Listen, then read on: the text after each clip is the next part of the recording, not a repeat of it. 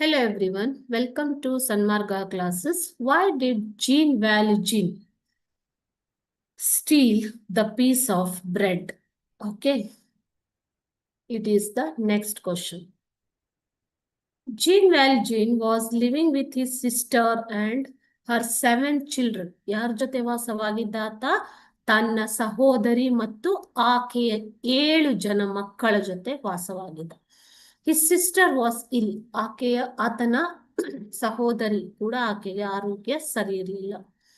They had no food. ಅವರಿಗೆ ತಿನ್ನೋದಿಕ್ಕೆ ಊಟ ಕೂಡ ಇರಲಿಲ್ಲ ಮಕ್ಕಳು. Okay, so he could get no work. ಆತನಿಗೆ ಯಾವುದೇ ಕೆಲಸ ಕೂಡ ಸಿಗ್ತಾ ಇರಲಿಲ್ಲ.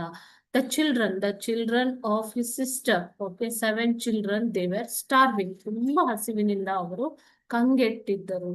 So he stole some bread. ಆತನ ಅಪರಾಧ ಏನು? What is his crime? Stealing of some bread. Okay, so for the sake of children of his sister. So he stole some bread for her children. Okay, so Jean Valjean ಯಾಕೆ ಬ್ರೆಡ್ಗಳನ್ನ ಕದ್ದಿದ್ದು ಅಂತಂದ್ರೆ, ಪಾಪ ಆತನಿಗೆ ಕೆಲಸ ಸಿಗ್ತಾ ಇರ್ಲಿಲ್ಲ.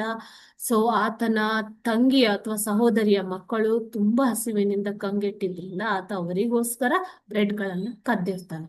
Okay, thank you.